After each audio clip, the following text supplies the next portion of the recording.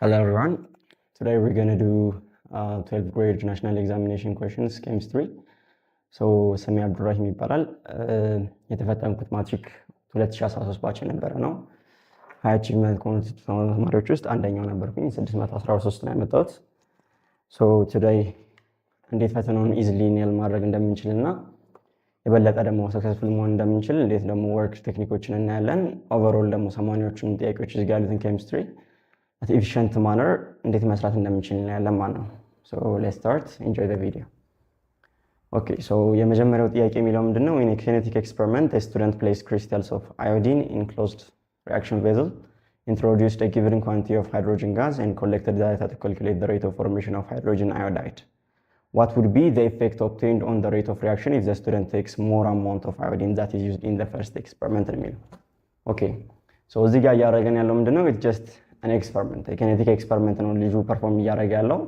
So basically they are telling us that ካሉት ምርጫዎች ውስጥ ከA ከB ከC ከD እና የትኛው ነው አዮዲን ኮንሰንትሬሽኑን በመጨመሩ ምክንያት ኬሚካል ሪአክሽን ላይ የሚፈጥረው ቼንጅ ምንድነው ተብሎ ነው የተጠየቅነው። So what can we do after here?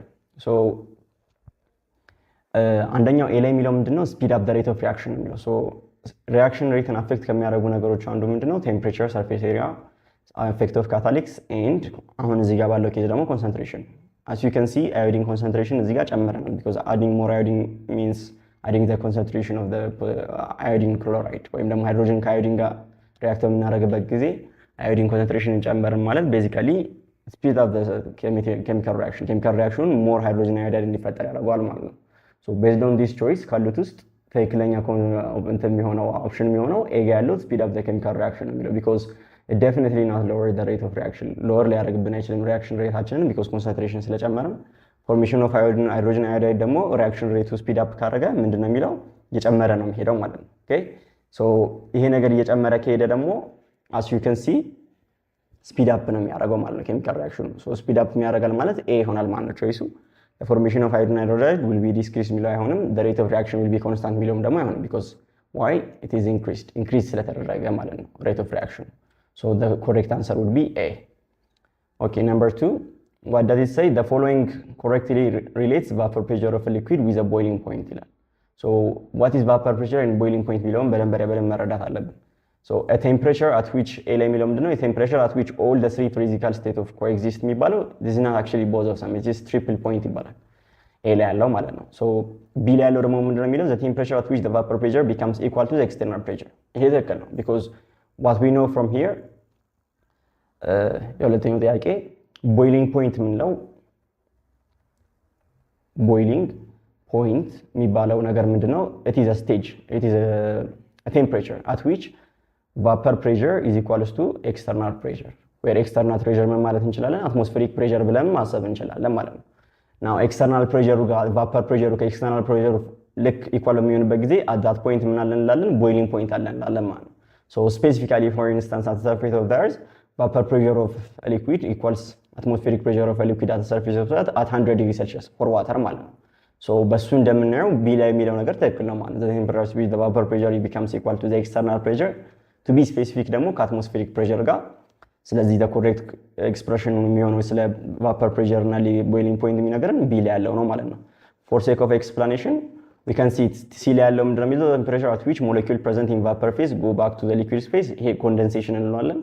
D ጋር ያለው ደግሞ the temperature at which the kinetic energy of a molecule is much less than intermolecular force ደግሞ gaseous state እንለዋለን። So it has to be B ይሆናል ማለት ነው የሁለተኛው ጥያቄ። Moving on to the third question, we have an equilibrium reaction here.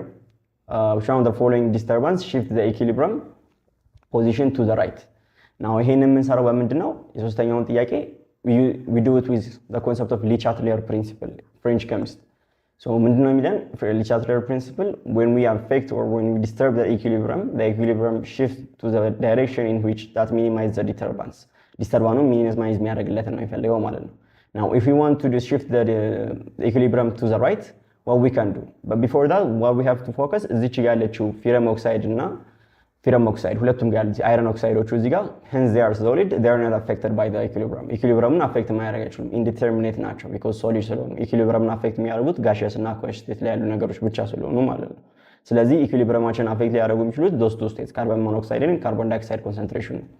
so given that adding iron oxide and removing iron oxide will practically have no importance በዚህ ኢኩሊብረም ፖዚሽን ላይ ማለት ነው። so B and D are automatically dropped solid state ላይ ስላሉ so possible candidateችን ሊሆን የሚችለው A and C ነው ማለት ነው። now removing CO2 means CO2 concentration ምን አደረገ ማለት ነው? የCO2 concentration drop አደረገ ማለት ነው if we are removing CO2 ያ ማለት ምን ማለት ነው?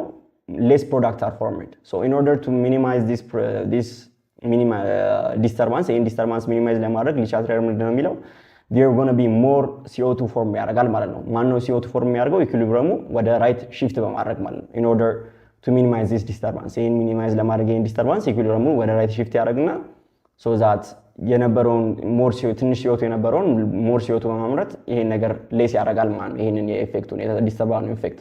ስለዚህ out of those choice the correct answer is going to be A ላይ ያለው ኦፕሽን ይሆናል ማለት ነው። removing CO2 will shift the equilibrium to the right that means more products are formed. so የሶስተኛው ጥያቄ A ይሆናል ማለት ነው በዛ ምክንያት። moving on to the fourth question አብዛኞቹ እዚህ ጋር ያሉት ኮንሰፕቹዋል ኩዌሽኖች ናቸው so that much any harder የሚሆንባቸው አይመስለኝም። so which one of the following resulted from the interaction of the atomic with the entire molecule? now እዚች ጋር አንዷን ተርም ማየት አለባችሁ። ምን ይላል? ኢንታየር ሞለኪውል የምትለዋን ነገር ፎከስ አድርጉባት። so ኢንታየር ሞለኪውል ማለት ምን ማለት ነው? when we see it as a molecule now definitely bohr orbit እና electron orbit አይሆንም because why እነሱ basically የሚያወሩ ነገር the position of electron in the orbit ስለሆነ but hybrid orbital እና molecular orbital ላይ ነው የሚሆነው ፎከሳችን። so hybrid orbital ሲሆን ምንድነው ዲፈረንሱ? hybrid orbital ማለት just basically hybridized የሆኑ ወይም ደግሞ combined የሆኑ ኦርቢታሎች ናቸው that function at what? at atomic level hybrid ሲሆን ማለት ነው atomic level። molecular orbital ሲሆን ግን ምንድነው የሚሆነው? molecular በሚሆንበት ጊዜ their interaction of atomic orbital within entire molecule ነው የሚሆነው as an entire molecule not the individual atoms. so that is the difference። ይሄ በmolecule level በentire molecule level ደረጃ ነው የሚሄደው። ይሄ ደግሞ በአቶሚክ ሌቭል ደረጃ ነው የሚሄደው። as you can remember ይሄን sp3 ያለ የምንጠራቸው ሲሆን እነዚህ ደግሞ sigma s2 sigma star s2 ያለ የምንጠራቸው ናቸው ማለት ነው። so based on this information the correct answer would be C molecular orbital ይላል because the entire molecule ብሎ እዚህ ጋር ስፔሲፋይ ስላደረገልን ማለት ነው። so that's going to be the correct answer for that።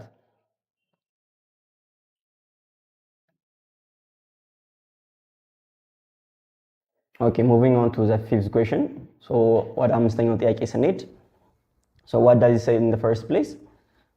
which type of organic compound would be produced by heating a mixture? mixture-ን ሂት በማድረግ ማን ሂት በማድረግ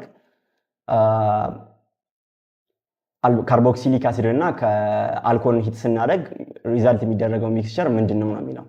so out of these options definitely ketones and aldehyde are not formed like this because እነሱ በዲሃይድሬሽን of primary and secondary alcohol respectively ስለሚመጣ and definitely ኢተሮችን በዚህ ሪዛልት ማድረግ አይችልም። so the possible candidate for this question is the only one ester because from what we know in the organic compound organic chemistry grade 10 knowledgeአችሁ ላይ የምታስታውሱ ከሆነ the reaction are COOH plus ROH R prime እና R ለመለየት with sulfuric acid as catalyst ምንድነው ሪዛልት የሚያደርግልን RCOO R prime plus H2O now here is a carboxylic acid እዚህ ጋር RCOH የሚባል ፋንክሽናል ግሩፕ አላቸው COH ነው ፋንክሽናል ግሩፑ እዚህ ጋር ደግሞ አልኮሆል አለኝ R prime OH now react በማድረግበት ጊዜ እዚች ጋር የምታዩት H እና O including እዚች ጋር ያለችውን H ሪፕሌስ ያደርጉና they form H2O and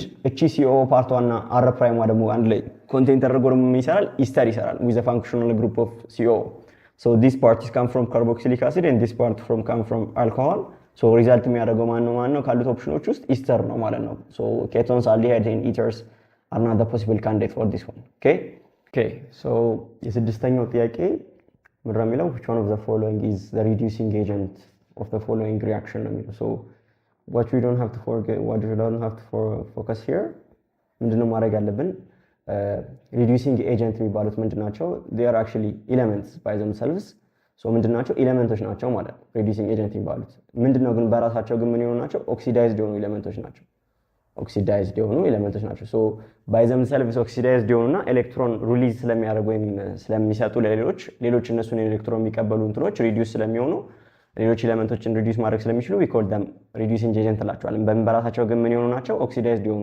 እንትኖች ናቸው፣ ኤሌመንቶች ናቸው። and on the contemporary ደግሞ ኦክሲዳይዚንግ ኤጀንት የሚባሉ ደግሞ ምንድን ናቸው? ኦክሲዳይዚንግ ኤጀንትስ are elements። በዚህ ጊዜ መርሳት የለባቸው ነገር we're not actually focusing on the elements ኮምፓውንድ ነው የምንጠራው ስንጠራ። ሶ ኦክሲዳይዚንግ ኤጀንት ምንላቸው ምንድን ናቸው ማለት ነው? ከዛኛው በተቃራኒ መልኩ በራሳቸው ምን የሆኑ ናቸው? ሪዲዩስድ የሆነ ኤሌመንትን የሚይዙ ናቸው ማለት ነው። ሪዲዩስድ ኤሌመንትስ። Now, keeping that in mind, let's focus on the chemical reaction. 8NH3 plus 6NO2 gives 7NO2 and 12H2O. Now, let's focus on the reactant first. And now, oxidizing agent እና reducing agent ለመፈለግ መጀመሪያ ፓወራቸውን ማየት አለብን። ማለትም ቻርጃቸውን ማለት ነው። ምን ያህል ቻርጅ አድርጓል የሚለውን ያ አዮናቸውን። Now, 8NH3 ላይ የናይትሮጅን ቻርጁ ምንድነው? +3 ነው የሚሆነው because -3 ነው የሚሆነው። ለምን እዚህ ጋር እንደምታዩት ሃይድሮጅን እዚህ ጋር እንደ +1 ነው አክት ማድረግ የሚችለው። ሶ ኔት ቻርጁ 0 መምጣት ስላለበት ምን ማድረግ አለብን ማለት ነው። እዚህ ጋር የእያንዳንዱን ኤሌመንቶች ድምራቸው 0 መምጣት አለበት፣ የእያንዳንዱ ኮምፓውንዶች ማለት ነው። ሶ as you can see እዚህ ጋር NH3 ላይ ቻርጅ ኦፍ የሃይድሮጅን is +1 so 3 times 1 is +3 so in order for this ion to be equal ናይትሮጅን -3 መሆን አለበት ማለት ነው። NO2 ላይ እነዛው ቼክ ማድረግ እንችላለን for every oxygen unless it is superoxide እና peroxide ካልሆነ superoxide ላይ -1/2 ይሆናል፣ oxide ላይ peroxide ላይ ደግሞ -1 ይሆናል። but other compound ላይ በሙሉ ሳይኑ ምንድነው የሚሆነው? -2 ነው የሚሆነው። so -2 times 2 is -4 so in order to sufficient this amount 0 እንዲመጣልን +4 መሆን አለበት ማለት ነው። now ይሄኛው እንደዚህ አይነት ሪአክሽን እንለዋለን disproportionate reaction እንለዋለን። so the element is oxidized by themselves and reduce የሚሆነው አንድ ኤሌመንት ብቻ ስለሆነ ማለት ነው። now as you can see ሪዛልታችን ላይ ማን አለ? 7NO2 አለን 7NO2 አለን so for free element oxidizing agent እና reducing agent ስንፈልግ ቻርጁ ምንድን ነው የሚሆነው? for free element ወይም for free molecule 0 ነው የሚሆነው። now ናይትሮጅን ወደ ምን ሄዷል ማለት ነው? same time ከ-3 ወደ 0 ሄዷል፣ ከ+4 ደግሞ ወደ 0 ሄዷል። so as you can see እዚህ ጋር ምን ሆኗል እያልን ነው? ኦክሲዳይዝድ ሆኗል ስለጨመረ፣ ኦክሲዴሽን ነምበሩ እየጨመረ ስለመጣ። እዚህ ጋር ደግሞ ምን ሆኗል? ሪዲዩስድ ሆኗል፣ ኦክሲዴሽን ነምበሩ እየቀነሰ ስለመጣ። now ቅድም እንዳልኳችሁ reducing agent የሚባለው ነው ፈልግ የተባልነው። the reducing agent contain the element oxidized የሆነውን ኤሌመንት ይዛል ብሏል። now as you can see oxidized የሆነው -3 ወደ 0 ሲሄድ ነው። እሱም ደግሞ ማን ነው? አሞኒያ ላይ ማለት ነው። አሞኒያ go from -3 oxidation number to 0 so ኤሌመንቱ ላይ ሳይሆን ፎከስ ማድረግ ያለባችሁ the compound containing the element ስለሆነ በዚህ ጋር ባሉት መሰረት oxidized agent የሚሆንልን ማን ነው ማለት ነው? አሞኒያ ማለትም C ይሆናል ማለት ነው በዚህኛው ባለው ጥያቄ መሰረት። okay moving on to the next question number 7 ጥያቄውን እንይ። okay carbon forms two stable compounds with oxygen, namely carbon monoxide and carbon dioxide. For a fixed mass of carbon, the ratio of oxygen in the carbon monoxide to oxygen in carbon dioxide is 1/2. This result is consistent with the law of dash. So ሶስት ሎዎች ነው ያሉት ዳልተን ያመጣቸው law of conservation of mass, law of definite proportion and law of multiple proportion. Okay? Now having that in mind ምንድነው ትክክል መሆን ያለበት ማለት ነው? እዚህ ጋር ካሉት ውስጥ አምስት ከኤ ከቢ ከሲ ጋር ኮንስታንት ኮምፖዚሽን የሚሆነው አይሆንም because it's not the Dalton law. ፎከስ ማድረግ ያለብን ኤ ሲ ዲ ጋር ያሉት ናቸው። law of definite proportion, conservation of mass እና multiple proportion ማለት ነው። now as you can see law of conservation of mass የሚለው ምንድነው? mass is neither created nor destroyed ነው የሚለው so it is definitely different ከዛ ከተሰጠን ነበር ጋር and law of definite proportion የማይሆንበት ምክንያት ደግሞ there are two compounds ሁለት ኮምፓውንዶች ነው ያሉት ካርቦን ዳይኦክሳይድ እና ካርቦን ሞኖክሳይድ ነው ያሉት so ሁለት ኤሌመንቶች በአንድ ኮምፓውንድ የተለያየ ኮምፓውንድ እየሰሩ ስለሆነ ያለው as you can see እዚህ ጋር ሁለት ኤሌመንቶች አሉ CO እና CO2 now እየፈለግን ያለ ነው the ratio of oxygen in both different compounds ላይ ነው now if it is the same compound ቢሆን ኖሮ we can say definite proportion ማለት እንችል ነበር but since we are focusing on the two different compound in the element oxygen ጋር ያለው ኤሌመንት እዚህ ጋር 1 to 1 ነው እዚህ ጋር ያለው ኤሌመንት ደግሞ 1 to 2 ነው እንደዛ ያለ ነው በዲፈረንት ኮምፓውንዶች እያወራን ስለሆነ it's going to be law of multiple proportion ይሆናል ማለት ነው so the correct option is going to be D የሰባተኛው ጥያቄ now number 8 when a system is at equilibrium is disturbed by a change of variable the system shift the equilibrium position in a way that tends to counteract this change of variable this statement 4 ቅድም ያልኳችሁ ማለት ነው Le Chatelier's principle የሚባለው whenever there is a pressure applied on the equilibrium shifts in a way that minimize that effect ያን effect minimize የሚያደርግበትን መንገድ ነው የሚፈልገው ማለት ነው so definitely Le Chatelier's principle ነው የሚሆነው but for sake of expression Pauli exclusion የሚለው ምንድነው it is basically spin electron spin አራቱ ኳንተም ነምበሮች ተመሳሳይ መሆኑ የማይችሉ ነው የሚለው of Bohr principle is building up principle ሄሰንገር አንሰርቴኒቲ ፕሪንሲፕል ደግሞ ሎ ኦፍ ፕሮባቢሊቲ ነው የሚናገረው። ኤሌክትሮኖችን ኤግዛክትሊ መናገር አልችልም ነው የሚለው። ሶ the definite answer will gonna be Le Chatelier principle ይሆናል ማለት ነው የስምንተኛው ጥያቄ። የዘጠነኛው ጥያቄ it's graphical question. A graph illustrate the rate of change in terms of change in reactants with concentration of time. ከታይም ጋር ስንጽፈው እንዴት ነው የምናደርገው ነው የሚለው። ናው ምን ማድረግ እንችላለን? እዚህ ፎከስ ስናደርግ ጥያቄው ላይ ታችት እንደሆነ ሪያክታንቶች ኦቨር ታይም ዩዝድ አፕ እየተደረጉ ነው የሚመጡት። ሶ ዩዝድ አፕ እየተደረጉ መጡ ማለት ኮንሰንትሬሽናቸው ኦቨር ታይም ምን ማድረግ አለበት? ዲክላይን ማድረግ አለበት። ናው እዚህ ጋር ካሉት ውስጥ ሲ ላይ ካያችሁት definitely the graph is steeper instead of decrease ከማድረግ ይልቅ እየጨመረ ነው የመጣው። so it's not correct. and a ላይ ካላችሁት ደግሞ the constant concentration ነው እያየን ያለነው because the concentration did not change over time. as you can see slope ምንድነው? constant የሆነ slope zero slope ያለው horizontal line ነው። so it's not going to be again the answer. d ላይ ደግሞ የፕሮዳክት ከርቭ ነው የሚያሳየው። ፕሮዳክቶች መጀመሪያ ላይ ዜሮ ነበሩ እየጨመሩ ይመጣሉ። so reactants used up የሆኑ ስለሚመጡ the correct expression for this number 9 question is going to be B ነው የሚሆነው ማለት ነው። again conceptual question ነው። used up የሆነ ስለሚመጣ የቀነሰ ስለሚመጣ መቀነስም ስላለበት ኮንሰንትሬሽኑ ዘጠነኛው ጥያቄ B ይሆናል ማለት ነው። የቀሩት እንዳለ ሙሉ የፕሮዳክት ናቸው የሚሆኑት። ስፔሲፊካሊ ደግሞ D ላይ ያለው ማለት ነው። ኦኬ አስረኛው ጥያቄ ጋር እንሂድ። አስረኛው ጥያቄ ምንድነው የሚለኝ? From the following is state that the volume of fixed amount of gas maintained at constant pressure is directly proportional to absolute temperature of the gas. ይሄን ምንድነው እያለኝ ያለው? V is directly proportional to T እያለኝ ያለው ማለት ነው። ሶ እንደዚህ አይነት የሚያለኝ ማለት ነው ቻርልስ ሎ ነው። ቻርልስ ሎ ቤዚካሊ የሚለው ምንድነው? at constant pressure the volume of a gas is directly proportional to the temperature of a gas or V1 over T1 is equals to V2 over T2 ነው የሚለኝ ማለት ነው at constant pressure. now ቦይልስ ሎ የሚለው ፕሬሸር እና ቮሊዩም ኢንቨርስሊ ሪሌትድ ናቸው። አቮጋድሮ ሎ የሚለው ደግሞ ቮሊዩም እና ሞል ዳይሬክትሊ ፕሮፖርሽናል ናቸው። ኮምባይንድ ጋዝ ሎ ደግሞ ኦል እዚህ ጋር ያሉትን ሶስቱንም ሎ የሚያጠቃልል ነው። so the correct answer would be እዚህ ጋር ካሉት ኦፕሽኖች ውስጥ ማን ነው የሚሆነው ማለት ነው? it's going to be ቻርልስ ሎ ነው የሚሆነው ማለት ነው። okay the next question is number 11 11ኛው ጥያቄ ነው። so it says the pH of 0.1 molar solution of formic acid is 3. what is the Ka of the acid? Ka ስንት ነው የሚለው እንትኑ ማለት ነው ጥያቄው። so unlike strong acid weak አሲዶችን በምናይበት ጊዜ they are not completely dissociate ያደርጉም። ለምሳሌ አሁን strong acid የምንላቸው let's say HCl H2SO4 or perchloric acid የምንላቸው እነዚህ ስትሮንግ የምንላቸው አሲዶች በሙሉ ዲሶሺየት ሲያደርጉ ኮምፕሊትሊ ዲሶሺየት የሚያደርጉት ያ ማለት ምን ማለት ነው? ሃይድሮክሎሪክ አሲድ ለምሳሌ ዲሶሺየት በሚያደርግበት ጊዜ ወደ H+ እና ወደ ክሎሪን ማይነስ ነው ኮምፕሊትሊ ዲሶሺየት የሚያደርገው። ሶ ሙሉ ያለን እዚህ ጋር ያለን ሃይድሮክሎሪክ አሲድ ወደ ሙሉ በሙሉ ወደ H+ እና ወደ ክሎሪን ማይነስ ይቀየራል። unlike like that ግን ዊክ አሲድ በሚሆንበት ጊዜ ላሰን ኤግዛምፕል እዚህ ጋር የምታዩት አሁን ካርቦክሲሊክ አሲድ ነው። it's a type of carboxylic weak acid የሆነ ፎርሚክ አሲድ የሚባለው ነው። ሶ ዲሶሺየት ሲያደርግ እንዴት ነው የሚሆነው? ስላይትሊ ዲፈረንት ነው የሚሆነው። ሶ ኢንስቴድ ኮምፕሊትሊ ሳይሆን ዲሶሺየት የሚያደርገው first it change into hydronium ion and conjugate base ወደ conjugate base እና ወደ conjugate acid ይቀየራል። ግን after that ሙሉ ለሙሉ ሳይሆን ኮምፕሊትሊ የሚቀየረው እንደገና ይመለሳል። ሶ ኢኩሊብሪየም ነው የሚሰራው ማለት ነው። ሶ such kind of equilibrium equationዎችን ስንሰራ we need to use equilibrium concentration የሚባለው ቴክኒክ እንጠቀማለን ማለት ነው። ሶ for that technique ኢኒሻል ኮንሰንትሬሽናቸውን መጀመሪያ እናያለን የሁለቱንም። ኢኒሻሊ ያለው ይሄኛው 0.1 ሞላር ነው ተነግሮናል። as you can assume the reactants are zero ምክንያቱም ገና ሪአክሽኑ ስለጀመረ ስላለ። now as the reaction proceed እያደረገ በመጣበት ጊዜ ይሄ ነገር እየቀነሰ ነው የሚመጣው ስሎፑ። hence the reactant -x እናደርጋለን and those two reactants ስሎፓቸው እየጨመረ ስለሚመጣ በx ያህል አማውንት እየጨመሩ ስለሚመጡ xx እናደርጋለን። if it was square የነበረ ነገር ካለ ኮኤፊሺየንት ካለ ያው በኮኤፊሺየንቱን ስኩዌር ማድረግ አለብን ማለት ነው። በዚህ ኬዝ ግን ሁለቱም አንድ ስለሆነ ምንም ማድረግ አይጠበቅብንም። so when it reach equilibrium ላይ ኢኩሊብሪየም በሚደርስበት ጊዜ ምንድነው የሚሆነው? ይሄ ኤክስፕሬሽን ማለት ኢኒሻሉ 0.1 ነበረ እየሄደ ሲመጣ እየቀነሰ ነው የመጣው። so 0.1 - x ይሆናል። ይሄኛው ኢኩሊብሪየም ኮንሰንትሬሽን ላይ 0 + x ነው የሚሆነው። so basically x ማለት እንችላለን። the same as CO minus x plus 0 ነው x ማለት እንችላለን። so the equilibrium concentration Ka is given by concentration of x times concentration of x over 0.1 minus x. okay so as you can see if we are given such kind of equation ለምሳሌ a goes into b የሚባል equation ካለ equilibrium concentration ስንፈልግ concentration of product over reactant አድርገን ነው የምንፈልገው Ka ስንፈልግ ማለት ነው። እንደዚህ አድርገን ነው የምንሰራው because የK expression በproduct over reactant ስለምናደርግ that's why እዚህ ጋር እንዲሆነበት ምክንያት ማለት ነው። so this expression is simply x square over 0.1 minus x ማለት ነው።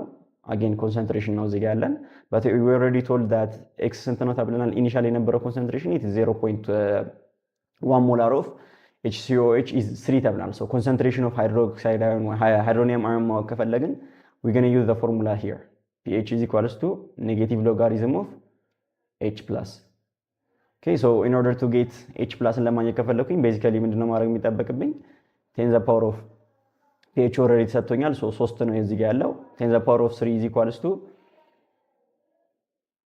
H plus minus 1 so H plus ማለት ምን ማለት ነው 10 the power of minus 3 ይሆናል ማለት ነው so እዚህ ጋር የH plus concentration ማለት basically እዚህ ጋር ያለን የሃይድሮክሳይድ የሃይድሮኒየም አዮን concentration እና የኮንጁጌት አሲድ concentration ነው so ይሄ is equals to ከማን ጋር እኩል ነው ማለት ነው ከX ጋር እኩል ነው ማለት ነው so x square በሚለው ፋንታ ምንም ማስገባት እንችላለን 10 the power of minus 3 square ማስገባት ይችላል ማለት ነው over 0.1 minus 10 the power of minus 3 ይሆናል ማለት ነው but 0.1 ሲቀነስ 10 the power of minus 3 ማለት approximately 1 ማለት ነው 1.01 አካባቢ because 10 the power of minus 3 ማለት 0.001 ስለሆነ ማለት ነው so ከላይ ያለው expression is going to be 10 the power of minus 6 ከታች 0.1 አለኝ so the approximate k value is going to be 1 times 10 the power of minus 5 ይሆናል ማለት ነው because እዚች ጋር ያለችው 1 times 10 the power of minus 1 ወደ ላይ ስትወጣ ፕላስ 1 ስለምትሆን so ካሉን ኦፕሽኖች አማካኝነት ደግሞ ትክክለኛ ለሱ የሚቀርብ ቫልዩ አለው a ጋር የምታዩት መልስ this one ይሆናል ማለት ነው 1.01 times 10 the power of minus 3 የሚለው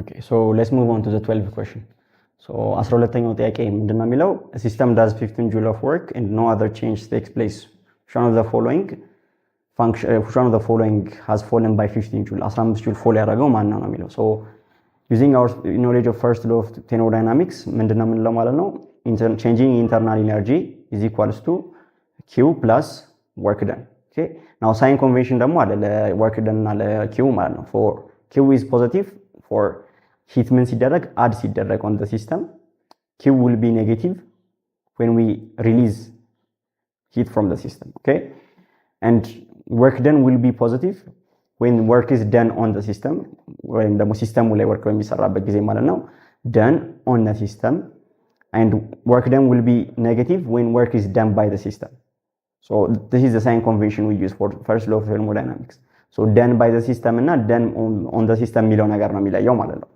now given this knowledge እዚህ ጋር እንደሚለው 15 joule of work system does work አለ so ሲስተሙ ራሱ ምን ሰርቷል 15 joule of work done አድርጓል ማለት ነው so the formula will be change new ካደረግን በኋላ እዚህ ጋር work done ምንድነው የምናደርገው ማለት ነው 15 joule ነው የምናደርገው ማለት ነው hence the work is done by the system and no other change take place ማለት ነው there is no heat added on the system there is no heat release on the system so q ምንድነው ማለት ነው በዚህ ኬስ ዜሮ ነው የሚሆነው ማለት ነው ምንም አይነት ሂትም አደም ስላልተደረገ ማለት ነው አደም ሪሊዝም ስላልተደረገ so based on this which one of the following function has fallen by 15 joule ነው so በ15 joule fall ያደረገው ማን ነው ማለት ነው የሚሆነው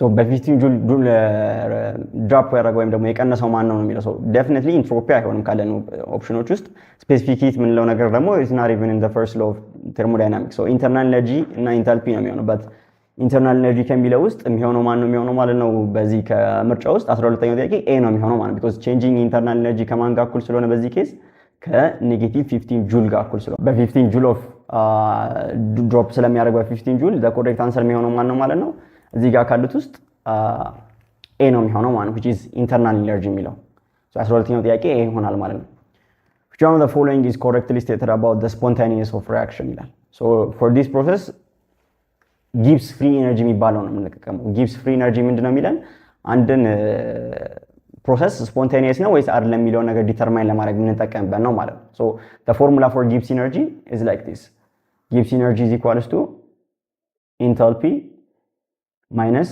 T change in S okay change in enthalpy minus T change in S where S is entropy ማለት ያው it is a measurement of disorder ነው T is temperature and H is enthalpy so በእነዚህ ዲተርማይን ነው የምናደርገው so a system ምንድነው የምንለው ማለት ነው ሲስተም ስፖንቴኒየስ የሚሆነው when Gibbs energy ምን ሲሆን ነው ኔጌቲቭ ሲሆን ነው ይሄ ነገር ስፖንቴኒየስ ነው እንደል የምንችለው okay now from the given alternation let's see each of them more for endothermic reaction ማለት ነው endothermic reaction በሚሆንበት ጊዜ the reaction is what positive ነው የሚሆነው enthalpy endothermic በሚሆንበት ጊዜ ማለት ነው and አሁን በዚህ በሰጠን ኬዝ ላይ a በሚለን ኬዝ ላይ ደግሞ ምንድነው የሚለው for endothermic reaction with negative reaction entropy the reaction is spontaneous at all temperature ነው የሚለው let's analyze it ሶ ምንድነው እያልን ያለው ቼንጅ ኢን ኢንታልፒ ፖዚቲቭ ነው ብለናል ሶ ይሄኛው እዚህ ጋር የሚሆነው ምንድነው ማለት ነው ፖዚቲቭ ነው የሚሆነው ማለት ነው ሳይን ኤንድ ኔጌቲቭ ኢንትሮፒ ማለት ኔጌቲቭ ታይምስ ኔጌቲቭ ፖዚቲቭ ነው የሚሆነው ሶ ቲ ቼንጅ ኢን ኤስ ነው የሚሆነው ሶ ዴፊኒትሊ ፎር ዲስ አማውንት የፈለገ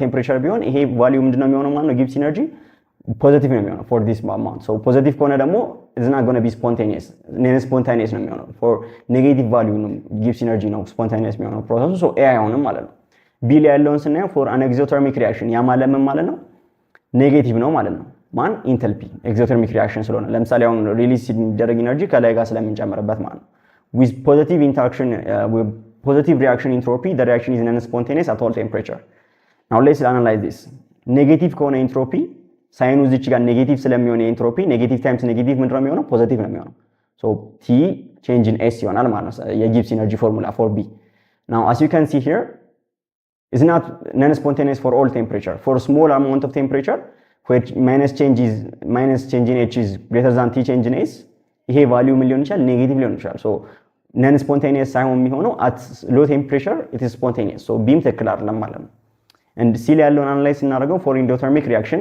ያ ማለት ምን ማለት ነው h ፖዚቲቭ ነው ማለት ነው okay the value of h is positive so having that in mind entropy ደግሞ ምን ተብለናል ፖዚቲቭ ነው ተብለናል so ፖዚቲቭ ከሆነ positive times negative from our equation is going to be negative ስለዚህ minus t change in s ብዬ የራሱን ፎርሙላ ነው ማስቀምጠው ማለት ነው now as you can see from here for smaller amount of temperature ይሄ ነገር ምንድነው it's going to be non spontaneous ምክንያቱም ይሄ value of enthalpy is much greater than this value so ስቀናንሱት ፖዚቲቭ ነው የሚወጣላችሁ but for large amount of temperature like somewhere around 1000 temperature 1000 kelvin ይሄ value እዚህ ጋር ያለው value ከዚህኛው መብለጥ ይጀምራል so በዛ ምክንያት the overall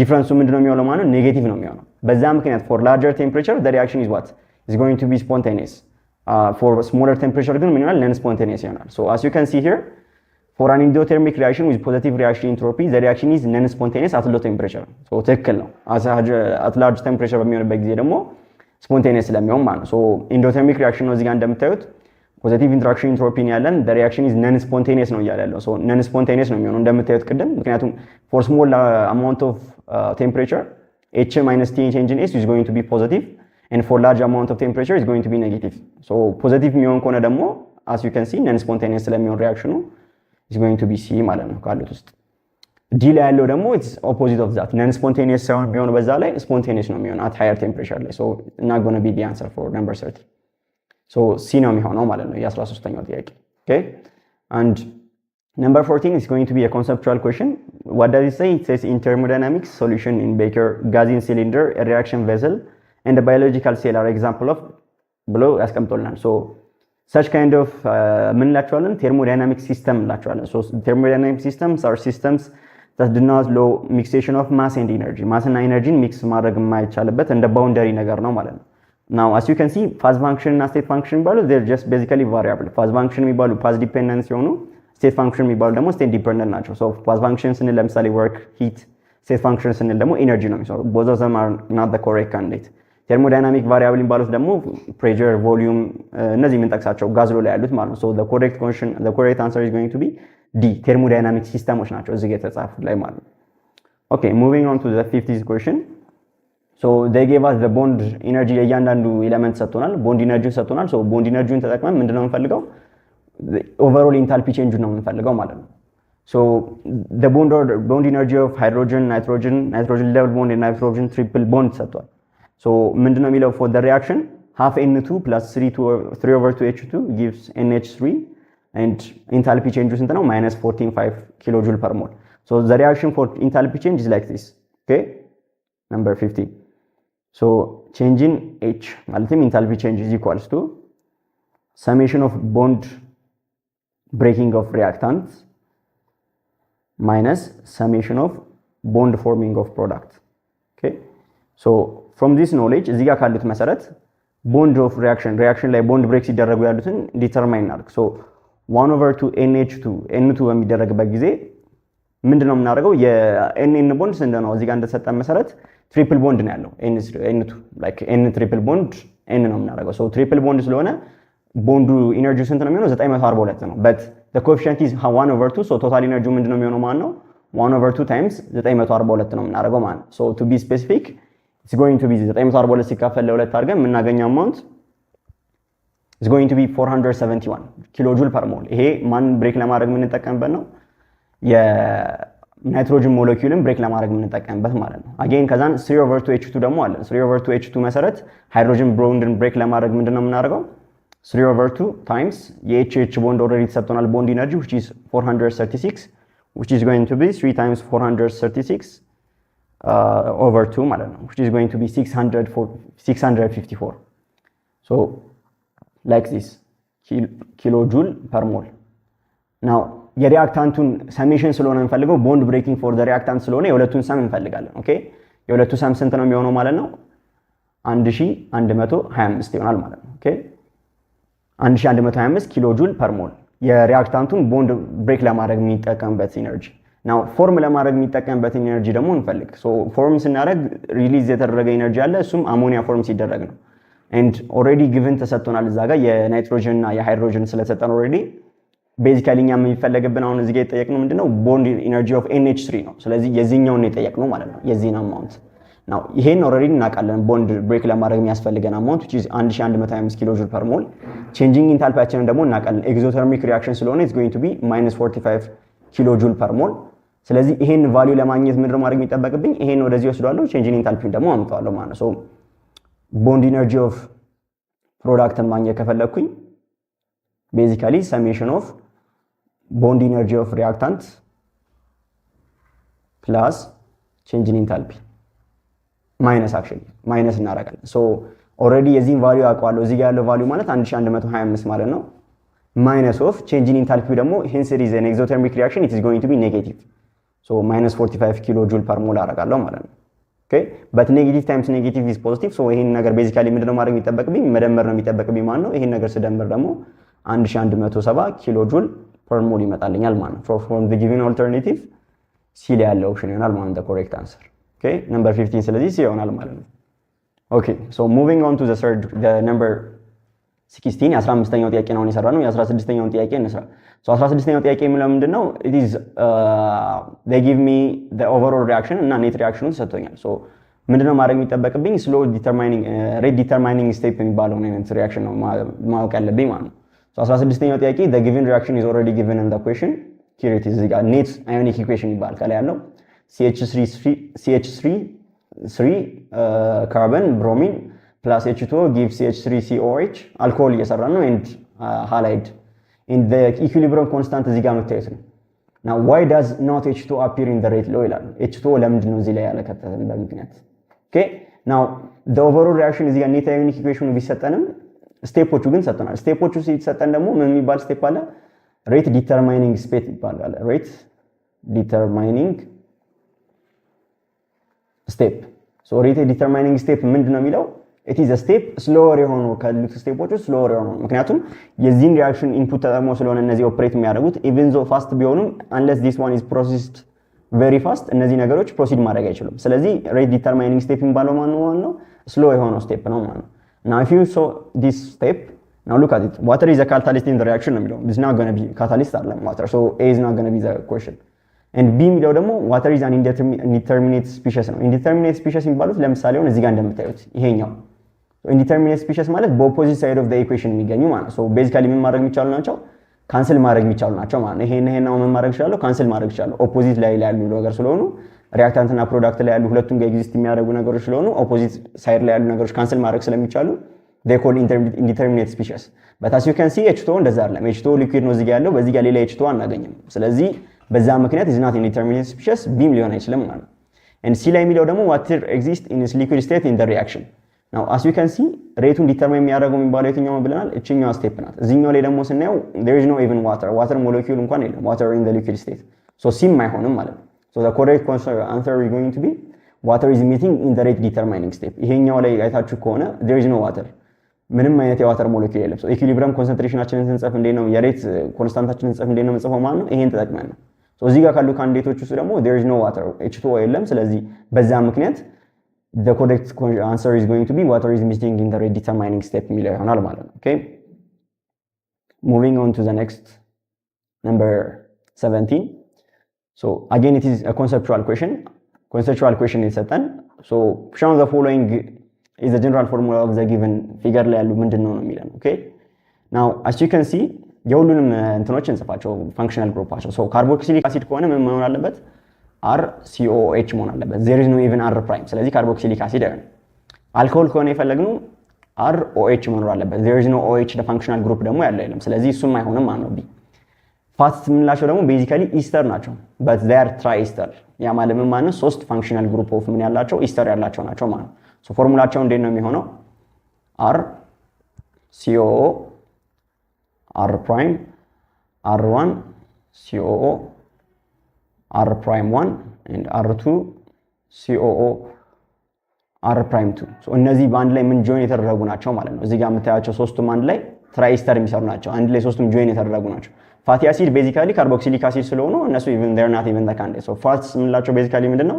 they are esters and specifically ደግሞ triesters ናቸው አይታችሁ ከሆነ ደግሞ እዚህ ጋር ፋንክሽናል ግሩፑ COO የሚለው ፓርት አለች እዚች ጋርና እዚች ጋር so then they are esters and specifically triesters ስለሆኑ ፋትስ ነው የሚሆነው ማለት ነው የዚህኛው ጥያቄ መልስ 17ኛው ጥያቄ okay moving on to the next question number 18 so question number 18 ምንድነው የሚለው the rate law of this reaction CO plus NO2 gives CO2 plus NO rate law ምንድነው ተብሏል KNO3 ነው okay so question number 18 the rate is given as this እንደዚህ ተደርጎ ተሰጥቷል rate law now as you can see እዚች ጋር አንድ ስኩዌር ሚስ አድርጋለች so ስኩዌር መጨመር አለብን እዚች ጋር ጥያቄው ላይ እንደዛ ስለሚል ማለት ነው ምንድነው የምናደርገው እዚህ ጋር we gonna focus on the rate determining step ስለዚህ ማማን ላይ ፎከስ የምናደርገው ካሉት ሪአክሽኖች ላይ እያንዳንዳቸው ላይ ስሎ የነበበት ብላይ ብቻ ነው ማለት ፎከስ ማድረግ ያለብን because that is the reaction that determine the speed of the chemical reaction now looking at that እዚህ ጋር በምንመጣበት ጊዜ now look at A ጋር ስናየው ኔት አዮኒክ ኢኩዌሽኑን ስንደምረው ይሄ መምጣት አለበት that is the case እና ደግሞ ኬዙንም ስናየው ደግሞ ተመሳሳይ መምጣት አለበት ማለት ነው okay ተመሳሳይ እንዲመጣልን ምንድነው የምናደርገው ልክ እንደምራቸው now since this is an indeterminate species I can cancel NO3 by NO3 okay NO2 plus NO2 is 2NO2 I have 1 NO2 here so ቺኛውን በምን ማጣፋት ይችላልው በዚህ ማጣፋት ይችላልው ማለት ነው so the net ionic equation ጽፈው ምንድነው ማድረገው NO2 plus CO gives CO2 and NO now look at the equation እዚህ ጋር CO plus NO2 plus CO ትክክል ነው ከዛን CO2 plus NO ደግሞ which is going to be እዚህ ጋር እንዳለው NO2 plus CO ነው ስለዚህ ትክክል net ionic equation ትክክል መጥቶልኛል ማለት ነው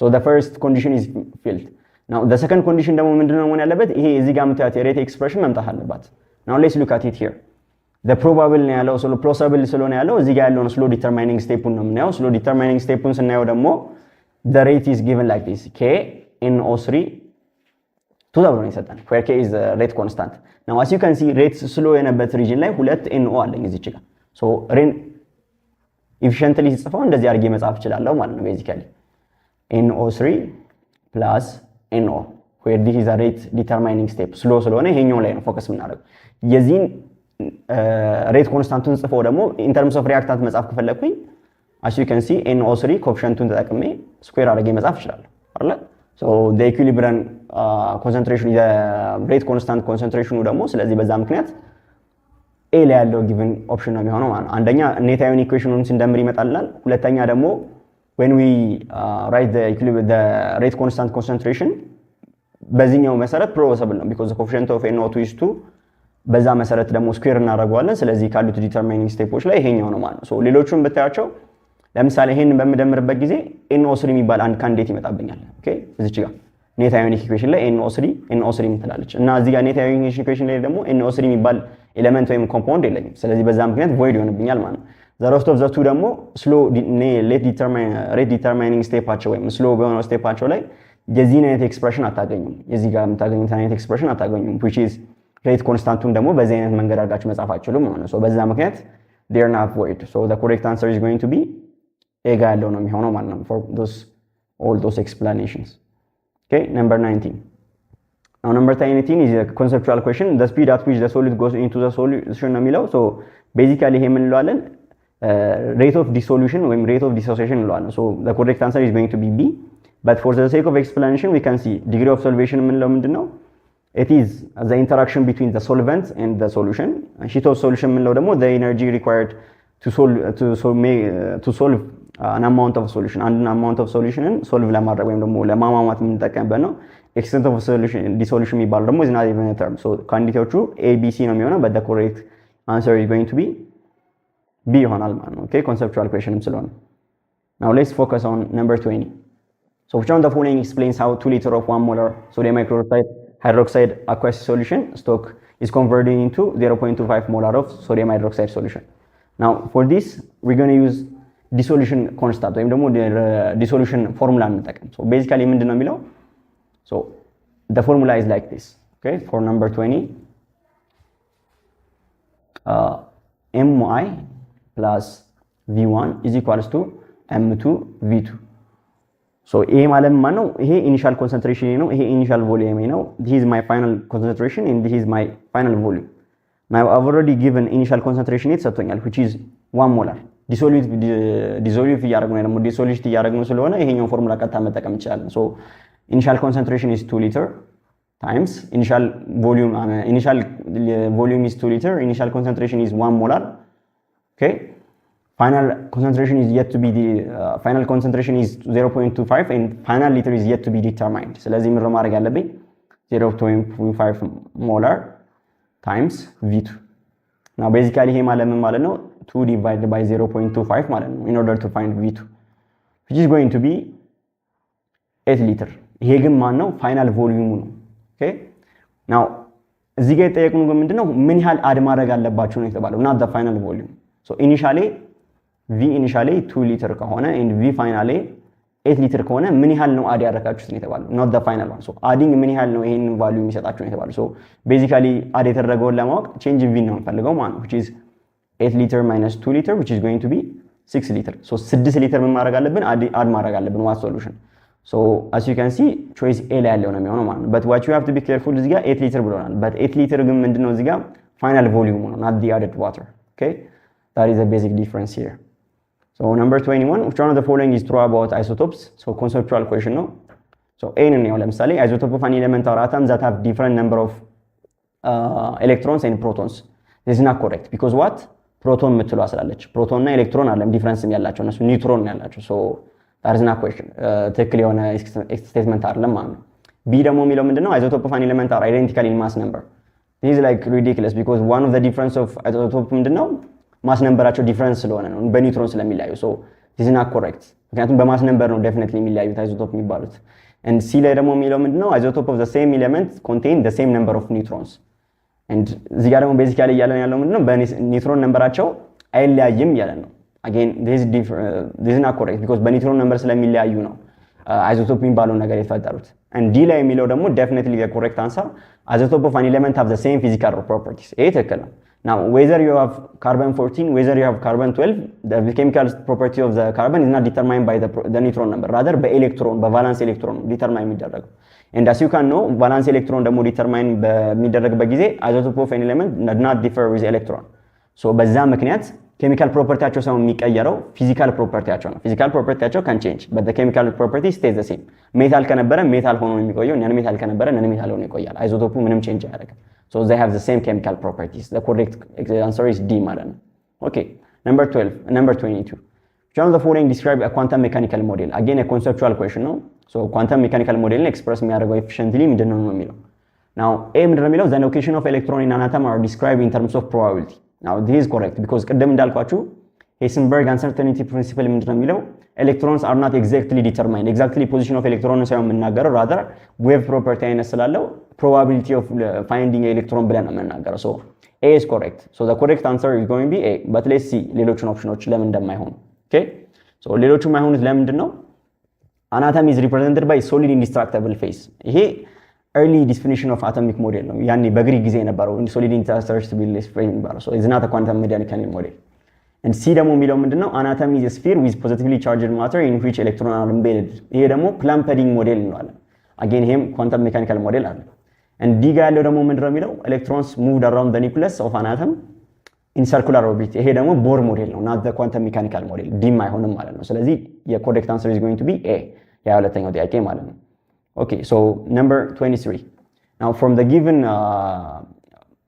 electronic configuration ትክክለኛ የሆነው የትኛው ነው የሚለው ነው። So chlorine have atomic number of 17 17 ነው atomic number so 17 ኤሌክትሮኖችን እዚህ ጋር ፋይንድ ማድረግ አለብኝ now what you don't have to forget እዚህ ጋር ምንድነው መርሳት የለብን ነገር ኤሌክትሮን ኮንፊግሬሽኑን ስንጽፍ እንደዚህ ነው የምንጽፈው 2 8 7 so first shell ላይ 2 ኤሌክትሮን ያስፈልገኛል second shell ላይ 8 ኤሌክትሮን ያስፈልገኛል third shell ላይ ደግሞ 7 ኤሌክትሮን ያስፈልገኛል so let's analyze each of them now what I can cancel መጀመሪያ እዚህ ጋር ካሉት ውስጥ ማንን ካንሰል አደርጋለሁ c ካንሰል አደርጋለሁ because initial ላይ first shell ላይ 2 ኤሌክትሮን የለውም አይሆንም and let's look c ለምሳሌ how many electrons are there valence shell ላይ 7 ኤሌክትሮን መኖር አለበት ተብሏል so b ላይ ያለውን ቼክ እናድርገው I have 1 2 3 4 5 6 7 valence shell ላይ 7 ኤሌክትሮን አለኝ ትክክል ነው and መሃል ላይ ያለውን ኢነር ኤሌክትሮን ቼክ ማድረግ እንችላለን 1 2 2 ኤሌክትሮን አለኝ ፈርስት ሼል ላይ ከዛን ሰከንድ ሼል ላይ ደግሞ 1 2 3 4 5 6 7 8 so 2 8 7 ኤሌክትሮኒክ ኮንፊግሬሽን ይሰራልኛል so the correct answer is going to be b ላይ ያለው ነው የሚሆነው ማለት ነው በኤሌክትሮኒክ ኮንፊግሬሽኑም ስንሰራው ትክክል ስለመጣ valence electron of chlorine is 7 group 7 ላይ ስለሚገኙ it makes sense okay number 24 again it is a conceptual question ነው so ምንድነው የሚለን ከሚከተሉት ውስጥ ionic compound የሆነ የቱ ነው የሚለን okay ionic compound ከዚህ ጋር ከተሰጡን ውስጥ የቱ ጋር ነው ትክክል የሆነው now ionic compound የምንላቸው they are ionic bonds they are formed from ionic bonds so ionic bond የምንላቸው ስፔሲፊካሊ ምንድነው they are bond between metal and non-metal ስለዚህ metal እና non-metal አንድ ላይ ኮምባይን ተደርገው ካለን ionic compound ነው የሚሆነው ማለት ነው now from the given questions እንደምታዩት B C እና D ላይ ያሉት በሙሉ non-metaloች ከnon-metaloች ጋር react አድርገው ነው so basically they are covalent compound so the correct question is going to be calcium hence it is metal chlorine it is non-metal ionic compound የሚሆነው ማን ነው ማለት ነው A ጋር ያለው calcium chloride ይሆናል ማለት ነው the correct answer okay number 25 now what does it say it says an element of group 7 ያለ ነው አለ in third period of the periodic table which one of the following is correct about on the base of the element now if it is found in group 7 ነው የሚሰራው ብላል የ25ኛው ጥያቄ so it is found in group 7 and period ደግሞ it is 3 now element with this property is chlorine as you can see ቀደም እንዳልኳችሁ 287 arrangement ነው ያለው 3 ሼል አለው period 3 ነው ግሩፑ ደግሞ 7 ነው so it is valence electron 7 ስለሆነ it makes sense so chlorine ነው በዚህ property ላይ ያለው now chlorine ደግሞ አንዱ property ምንድነው it is non metal so የnon metal property እዚህ ጋር ማግኘት አለበት ግዴታ so a ምንድነው የሚለው generally forms an ion with -2 charge this is not correct because group 7 ስላለ -1 charge ነው ፎርም የሚያደርገው ብዙ ጊዜ አይታችሁትም ከሆነ ከላይ ማይነስ የሚደረግበት እንጂ -2 አይደረግበትም chlorine group 7 ስለሆነ because only one electron ነው የሚያስፈልገው octet rule ነው ማለት so አይሆንም ማለት ነው b እና d ደግሞ ካያችሁት oppositely wrong ነው የሚሆነው because non-metals are characterized by high ionization energy and high electron affinity but እዚህ ጋር ምንድነው የሚለን it has very low ionization energy እና extremely low electron affinity ይሄ ደግሞ totally incorrect because chlorine በጣም electron affinity እና ionization energy ነው ያለው so the only possible plausible answer is going to be option ካሉን ውስጥ c ነው የሚሆነው ማለት acidic oxide ይሰራል ይሄ ማለት ነው ክሎሪን ሪአክት የሚያደርግበት ጊዜ ከኦክሲጅን ጋር CO3O7 ፐርክሎሪክ አሲድን ለመስራት የምንጠቀምበትን ኦክሳይዶችን እንሰራለን so forms an acidic oxide የሚባለው ትክክል ነው የሚሆነው ማለት ነው so the correct answer is going to be c የ25ኛው ጥያቄ ማለት ነው okay so number 26 ምንድነው የሚለው which one of the following properties of solvent will not be affected by the formation of a solution with non-volatile solid what is volatile what is non-volatile volatility is the measurement of ease of evaporation so evaporation ለመልካም የምንጠቀምበት ዩኒት ነው so volatile የሆኑ ምንድነው የምንላቸው volatile ከሆነ ምን ይላል ማለት ነው like they are easy to evaporate easily evaporate ማድረግ የሚችሉ ናቸው volatile የምንላቸው ሊኩዊዶች ማለት ነው okay non volatile የሚባሉ ደግሞ they are not easily evaporate የማያደርጉ ናቸው so ease of evaporation ናቸው ምን የሆነ በጣም ሃይ የሆነ ማለት ነው የዚህኛው completely opposite ነው የሚሆነው ከላይ ካለው ጋር so ይሄን ነገር አድ በምናደርግበት ጊዜ volatile እና non volatile የሆኑ ሶሉቶችን አድ በምናደርግበት ጊዜ አራት ነገሮች ነው የሚቀየሩት አንደኛው ምንድነው vapor pressure lowering አለ okay vp lower ያደርጋል vapor pressure lowering አለ ሁለተኛ boiling point elevation boiling point ምን ያደርጋል increase ያደርጋል okay boiling point increase ያደርጋል that makes sense because vapor pressure lower ካደረገ ከአትሞስፌሪክ ፕሬሸሩ ጋር እኩል ለመሆን በጣም ብዙ ታይም ይፈጅበታል so boiling point increase ያደርጋል definitely and ሶስተኛው ደግሞ ምንድነው freezing point dispersion ነው freezing point ምን ያደርጋል ይቀንሳል okay decrease ያደርጋል ወይም dispersion ያመጣል and finally d ደግሞ osmotic pressure ወይም ደግሞ አራተኛው osmotic pressure ያመጣል osmotic pressure ላይ affect ያደርጋል ማለት so those are the four effects of adding non volatile solute so ከዚህ ውስጥ ካሉት ውስጥ boiling point definitely አለ ፍሪዚንግ ፖይንትም ሎወር ያደርጋል። ኬሚካል ፖቴንሻል ማለት ደግሞ እዚህ ጋር ያለው ነው ኦስሞቲክ ፕሬሸር ያለው ኢፌክት ማለት ነው። ኢዝ ላይክ ኦስሞቲክ ሌብሮ ላይ ሃይፖቶኒክ ሃይፖቶኒክ ምናምን ብለን ስናደርግ ስታውቁት ያለው የባዮሎጂ ላይ ያለው ኮንሰፕት ማለት ነው ኦስሞቲክ ፕሬሸር ማለት። ሶ ኬሚካል ፖቴንሻል ዴፊኒትሊ አፌክት ይደረጋል but the chemical identity is not definitely changed because evaporation ስናወራ ስለ ኤሊቬሽን ስለ ቦይሊንግ ፖይንት ስለ ፍሪዚንግ ፖይንት ስናወራ ፊዚካል ቼንጆች ናቸው። ሶ ኬሚካል አይደንቲቲ ላይ ምንም አይነት ኢፌክት አያመጡም ማለት ነው። ሶ if it is H2O ያለው ኬሚካል አይደንቲቲ አይቀየርም፣ ያለው ፊዚካል አይደንቲቲ ነው እንጂ ሊቀየር የሚችለው ማለት ነው። ሶ ኬሚካል አይደንቲቲው ምንም አያደርግም ማለት ነው፣ አፌክት አይደረግም ማለት ነው አድ በምናደርግበት ጊዜ non volatile solid. So the correct answer is going to be B ይሆናል ማለት ነው ከዚህ ጋር ካሉት ውስጥ። Okay, so number 27, so we give us the partial pressure ተሰጥቶናል የኤሌመንቱ partial pressure ተሰጥቷል። so ምንድነው ማድረግ የሚጠበቅብን? they are asked us to find the molarity of the given solution. so ምንድነው እዚህ ጋር የሚሰጠን የ27ኛው ጥያቄ there is a concept called Henry constant ይባላል ወይም Henry law. so Henry law ምንድነው የሚለው Pg is equals to ማለትም ደግሞ ኮንስታንቱ የሄንሪ ኮንስታንት is going to be solubility ለማግኘት ስንፈልግ ማለት ነው solubility ስንፈልግ is given like this. so S ብንለው ይሄን solubility is going to be Cg times Pg where Cg is a Henry constant እዚህ ጋር የተሰጠን 1.04 ሞል per liter atmosphere እና ደግሞ Pg ደግሞ the partial pressure given. so solubility ለማግኘት ምንድነው ማድረግ የሚጠበቅብኝ? የሄንሪ ኮንስታንት ኦልሬዲ ተሰጥቶኛል Kn which is 1.04 ሞል per liter atmosphere. Okay, and I've already given the atmosphere partial pressure ተሰጥቶኛል 10 atmosphere ተብሎ so as you can see ምን ማድረግ እችላለሁ ማለት ነው እዚህ ጋር ሁለቱን ኤሊሚኔት ማድረግ እችላለሁ ማለት ነው። so the molarity of the given solution or the solubility of the molarity of C2H2 which is specifically acetylene የምንለው ኤሌመንት ማለት ነው ምንድነው የሚሆነው 1.04 ሲባዛ በ10 which is going to be 10.04 so 10.04 ሞል ፐር ሊትር ነው። ሞል ፐር ሊትር ማለት ደግሞ ምን ማለት ነው? ሞላሪቲ ማለት ነው። so we can say m ብለን ማስቀመጥ እንችላለን ማለት ነው። so from the given question the correct answer is going to be D ላይ መታየት ሆናለች ማለት ነው። so የ27ኛው ጥያቄ D ይሆናል ማለት ነው። and 28ኛው ጥያቄ what is the normality of solution contains 19.6 gram of sulfuric acid in 20 ml of solution. so normality ስንፈልግ okay this is the formula. normality n is equals to given molarity of substance so m እንፈልጋለን times number of equivalence. now what is number of equivalence? number of equivalence ምንለው the number of hydrogen ion dissociate ሲያደርግ የሚፈጠርበት ጊዜ ነው። ለምሳሌ አሁን H2SO4ን ብታዩት ዲሶሺየት በሚያደርግበት ጊዜ ምንድነው የሚፈጠረው? 2H+ ሁለት የሃይድሮጅን አዮኖችን እና SO4- ነው የሚሰጠን።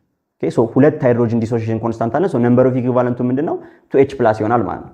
let's say ለምሳሌ HCl ተሰጥቷችሁ ቢሆን ኖሮ number of equivalence ስንት ነው የሚሆነው? አንድ ነው የሚሆነው because dissociate ሲያደርግ H+ እና Cl- ስለሚሰጥ so the number of hydrogen ion ነው የምንቆጥረው ማለት ነው equivalent ስንቆጥር።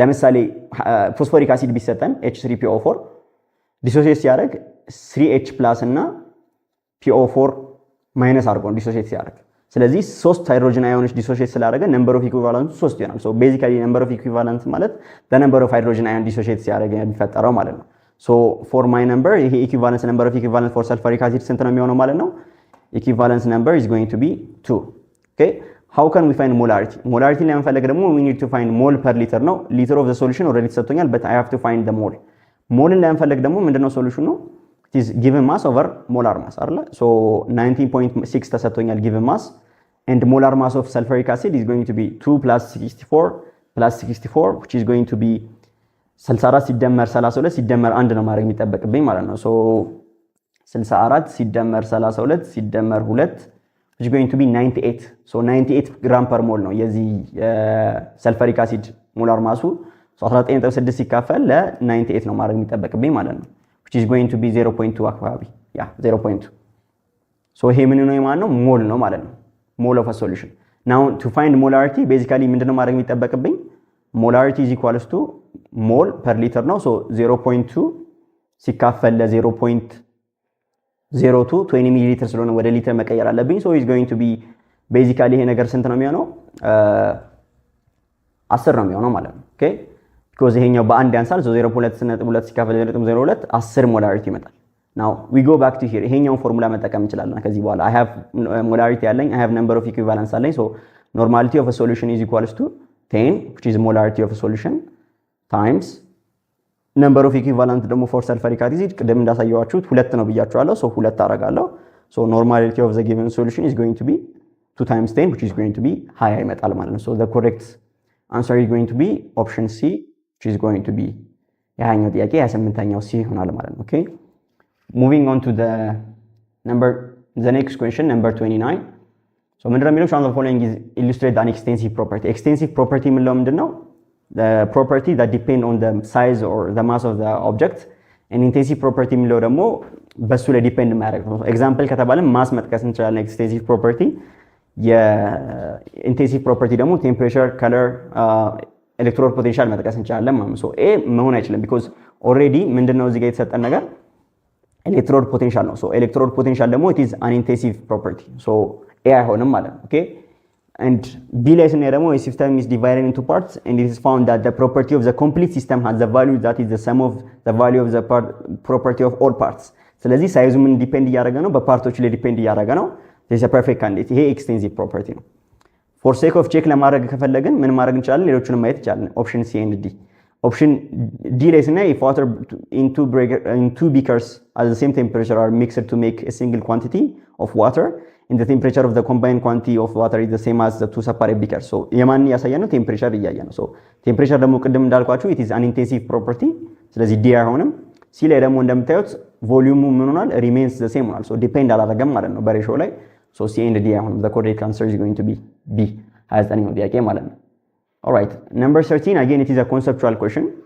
a point in titration at which the number of moles of OH minus ions added to a solution of is equal to the number of H plus ions originally present now ይሄ ፖይንት ምን እንለዋለን equivalent point እንለዋለን አንሰሩት D ነው የሚሆነው okay equivalent point ምን ለምንድነው a point in which the number of added hydroxide ions are equal to the number of H plus ion titration ላይ ማለት ነው ሁለቱ ኢኳል በሚሆንበት ጊዜ ኢኩቫለንት ፖይንት እንላቸዋለን ታይትሬሽን ላይ ሶ 0 ፖይንት ቤዚካሊ የሚባል የለም 0 ፖይንት የሚባል የለም ትሪፕል ፖይንት የሚባለው ግን it is a temperature in which gaseous state liquid state and solid state coexist የሚያደርጉበት ነው ኢንድ ፖይንት የሚባለው ደግሞ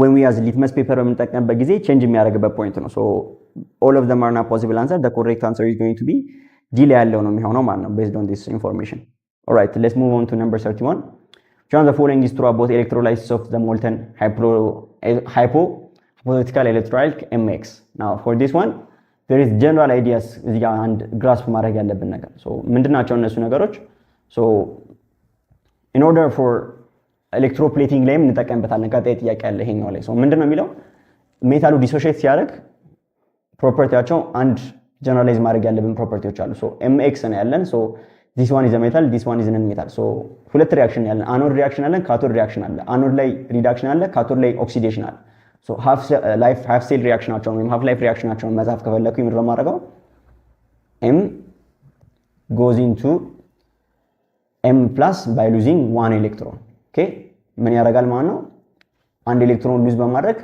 ኦክሲዳይዝ ይደረጋል ማለት ነው M so ይሄ አለኝ and X ላይ ደግሞ ምን አለኝ ማለት ነው X by gaining of one electron ከዚህ ጋር ሉዝ የተደረገውን ኤሌክትሮን ጌን ያደርግና ምን ይሆናል ሪዲዩስ ይደረጋል so X minus 4 ያደርጋል ማለት ነው now እዚህ ጋር ምን አለኝ hence this is a metal ፖዚቲቭ ስለሆነ ያለው ወዴት ነው የሚሄደው ካቶድ ላይ ነው ይሄ ሪአክሽን ያለኝ ይሄ ደግሞ ምን ላይ ነው ያለው አኖድ ላይ ነው ያለኝ okay anode is a negative terminal cathode is a positive terminal ስለዚህ ምንድነው ማድረግ ያለብኝ here is an anode and here is a cathode okay now cathode is a positive terminal and anode is a negative terminal now እዚህ ጋር እንደምታዩት anode ላይ oxidation አለኝ cathode ላይ reduction አለኝ now out of this information let's see አሁን እያንዳንዱን ነው so x ምን ይላል a ላይ ምን ይላል x ማለትም ይሄ ማለት cathode is x is produced at the negative electrode ይላል that is not correct cathode ምንድነው ብያችኋለሁ it is a positive electrode ይሄ anode ደግሞ it is a negative electrode ከአዮኖቹ ጋር ይለያያሉ cations እና anions ከሚለው cations እና anions ከሚለው ጋር ኦፖዚት ነው so እሱን መርሳት የለባችሁ and b ላይ የሚለው ደግሞ ምንድነው m is produced at anode it's not produced actually ምን ያደረገ ነው oxidized እየተደረገ ነው so m ሳይሆን produced እየተደረገ ያለው ማለት ነው ዲሶሺየት እያደረገ ወደ aqueous solution እየተቀየረ ነው ያለው m+ ነው እንትን እያደረገ ያለው produce እየተደረገ ያለው so አይሆንም ይሄኛው and c ላይ ምንድነው የሚለው electrons are not transferred from one species to the other ናው ኤሌክትሮንስ አር ናት ትራንስፈርድ ይሄ ትክክል አይደለም because ከዚህ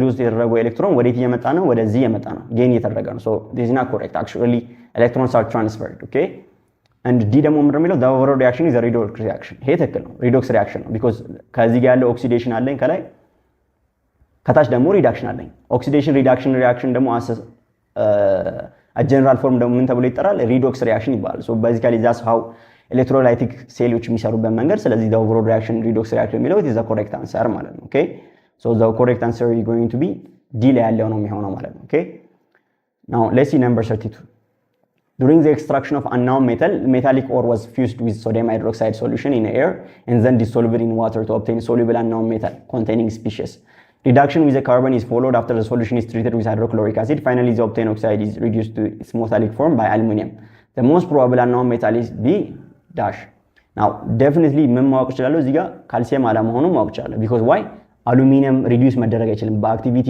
ሲሪየስ ላይ አሉሚኒየም ካልሲየም ሪዲዩስ ማድረግ አይችልም ከሱ በላይ ስለተገኘ so ካልሲየም እንደማይሆን I have to be very sure ምክንያቱም በዛ ምክንያት ማለት ነው now out of those two lead እንደማይሆን አውቃለሁ because the process is like this በሊድ ፕሮሰሱ fused sodium hydroxide solution fused አይደረግም why because sodium እዚህ ጋር ዲስፕሌስ ማድረግ ስለማይችል ማለት ነው now the perfect candidate will going to be chromium and zinc but zinc ግን በዚህኛው ፕሮሰስ አለ የሚገኘው ኤክስትራክሽን ስናደርግ so the only solution what we have is chromium ነው በዚህ ትሪት የምናደርገው መጨረሻ ላይ ክሮማይት አዮኖችን ነው በአሉሚኒየም ኦክሲጅኑን ሪዲዩስ አድርገን chromium pure chromium የምናገኘው ማለት ነው so the correct answer for number 32 is going to be b all right again number 33 conceptual question why tin does not react with cold water but calcium reacts with cold water quite readily ይላል now a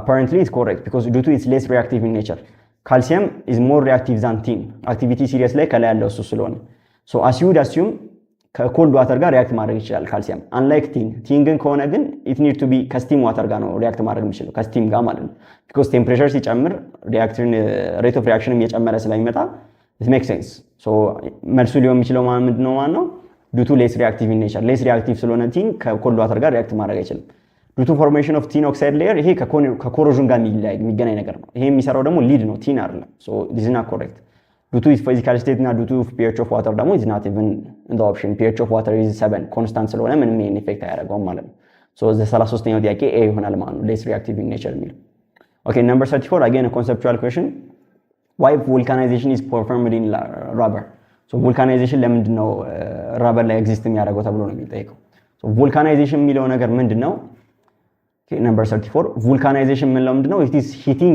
a polymer or a rubber with a sulfur ከሰልፈር ጋር ምን እናደርገዋለን ከሰልፈር ጋር ሂት ማድረግ ነው ምን ማለት vulcanization ማድረግ so ከሰልፈር ጋር ሂት እናደርገዋለን ፐርፐዙ ምንድነው የረበር አንዱ ፕሮፐርቲው ምንድነው it is elastic so elastic እንዲሆን became stable እንዲሆንና strength ለመጨመር ነው የሚረዳ ማለት ነው so out of these options possible candidate ማነው ሊሆን የሚችለው ማለት ነው b ጋር የምታዩት ኦፕሽን ማለት ነው which is going to be to establish cross linkage between polymer chains in natural rubber so polymer cross linkage በሚኖርበት ጊዜ በፖሊመሮች መካከል elasticity ይጨምራል more stable የሚሆነ ይመጣል ማለት ነው decrease number of monomers እና increase number of monomers it's not even an option ሰልፈርን በመጨመራችን ሂት በማድረጋችን ይሄን ነገር መጨመር አንችልም ፖሊመር እና ሞኖመር ዩኒቶቹ ማለት so the correct answer is going to be b ይሆናል ማለት ነው የ34ኛው ጥያቄ okay 35ኛው ጥያቄ from the following explain the determination of the cell potential zinc copper cell using voltmeter now apparently I can use ቅድም ከላይ ተጠቀምኩትን መጠቀም ይችላል ኢኩዌሽኑ እዛ ጋር ያለው በተመሳሳይ መንገድ ነው የሚሆነው so 35ኛው ጥያቄ ምንድነው ማድረገው there are four properties of electrolytic cell አንደኛው ምንድነው the metal should be dipped into the salt of the solution ሜታሉ በሜታሉ ሳልት ላይ ነው ዲፕ የሚደረገው so that they can transfer easily between one solution to the other ስለዚህ ኮፐር ዲፕ መድረግ ያለበት በኮፐር ሰርፌት ላይ ነው ዚንክ ደግሞ ዲፕ መድረግ ያለበት በዚንክ ሰልፌት ላይ ነው ሳልት ኦፍ ሶሉሽን ላይ ነው የምንከተው ማለት ነው በዚህ ጋር ግን እንደምታዩት ምን አድርገውታል አቀያይረውታል ኮፐርን በዚንክ ላይ ነው የከተቱ ዚንክን ደግሞ ኮፐር ላይ ነው የከተቱ so and we are completely void በዚህ ምክንያት ማለት ነው መቀየር ስለነበራችሁ ሲ ላይ ደግሞ ምንድነው each tube served as a salt bridge and can be filled with saturated KCl now ይሄ ትክክል ነው so ሶሉሽኑን ስንሰራ like ሁለት ቢከር ነገሮች ነው የሚኖረን ከዛን ኤሌክትሮዶችን ከታለው ዚንክ ኤሌክትሮድን እዚህ ጋር ከታለው and copper electrode ደግሞ እዚህ ጋር ከታለው then there is a salt bridge እዚህ ጋር salt bridge ምንድነው የሚጠቅመን it is a solution of potassium chloride solution ፖታሲየም ክሎራይድን ተጠቅመን ነው የምንጠቀመው። ሶ ምንድነው የሚረዳን? አዮኖች ትራንስፈር ለማድረግ ይጠቅመናል። ከዚህ ጋር ለምሳሌ ዚንክ አዮኖች አሉኝ፣ እዚህ ጋር ደግሞ ኮፐር አዮኖች አሉኝ።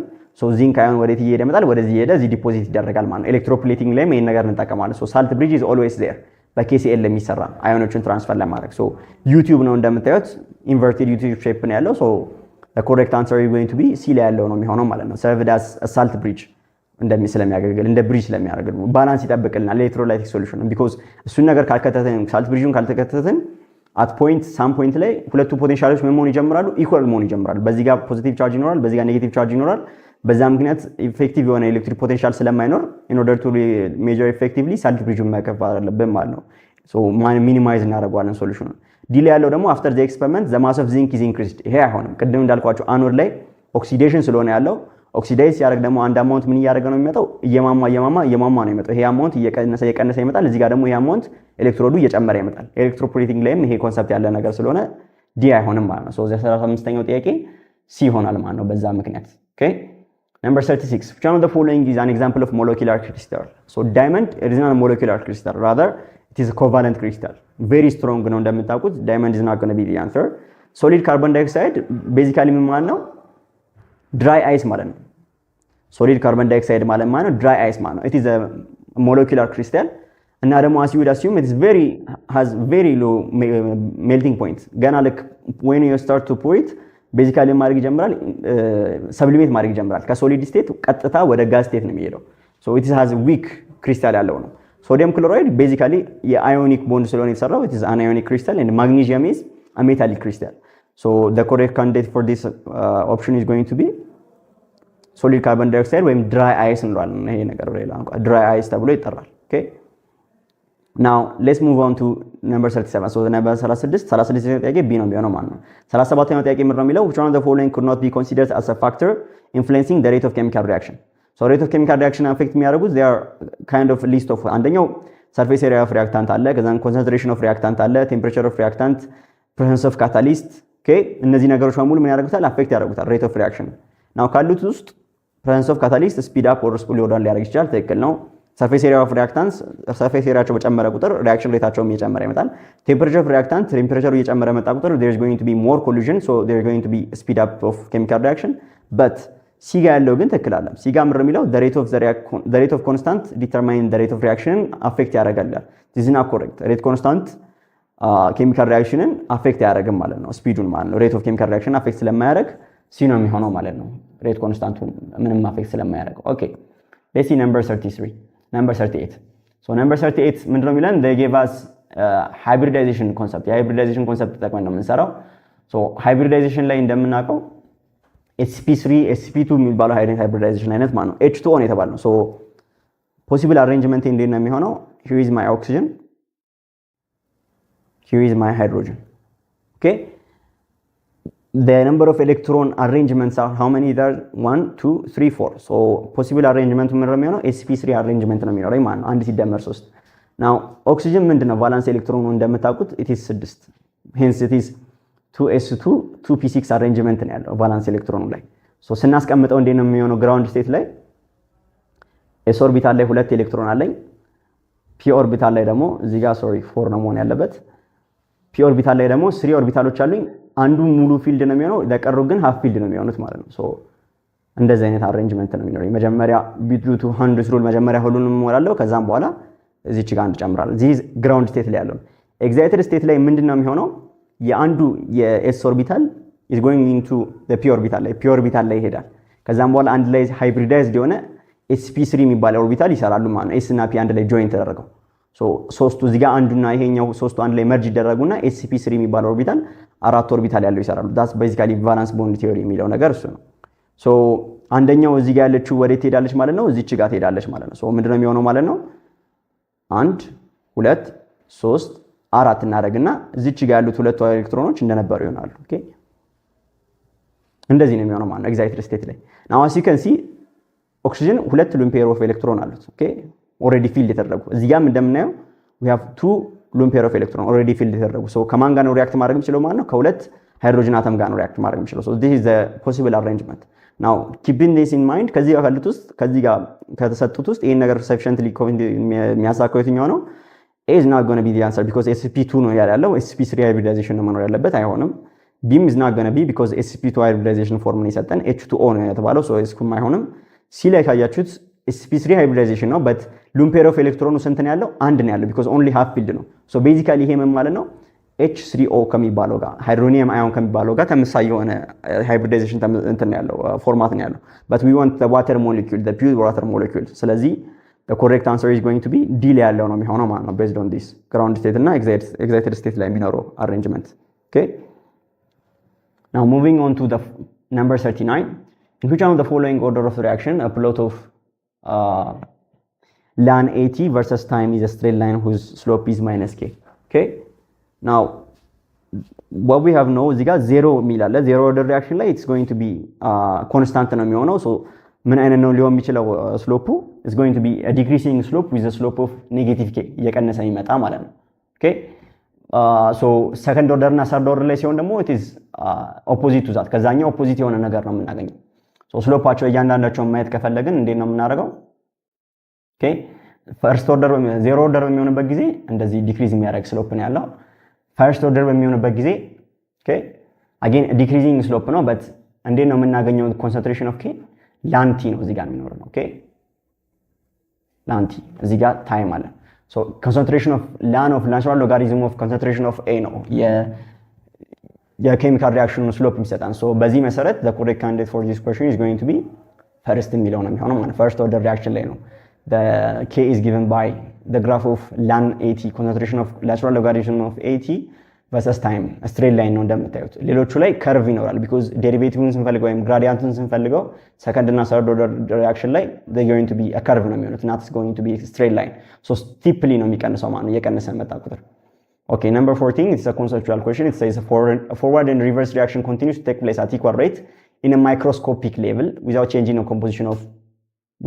composition of macroscopic level this statement is a definition of dash so ይሄ ምን እንላለን ዳይናሚክ ኢኩሊብሪየም እንላለን so dynamic equilibrium ምንድን ነው የሚለን so actually the rate of forward and backward reaction are equal but the chemical reaction by itself is not going to stop continue ያደርጋል at microscopic level they're going to be changing reactant እና changing product ይኖራል ማለት ነው but at macroscopic level ላይ ግን the rate የፎርዋርድ ሬቱ እና ባክዋርድ ሬቱ ለኛ ሲታየን ኢኳል ሆኖ ስለሚታየን ዳይናሚክ ኢኩሊብሪየም እንለዋለን that's why chemical reaction ላይ static equilibrium አንጠቀምበት ምክንያት ለዛ ነው law of degree of freedom it is basically gives free energy ጋር ነው ያለው it's not going to be related with this chemical kinetic is not definitely ከኢኩሊብሪየም ጋር የሚገናኝ አይደለም so the correct answer is going to be C ይሆናል ማለት ነው የ40ኛው ጥያቄ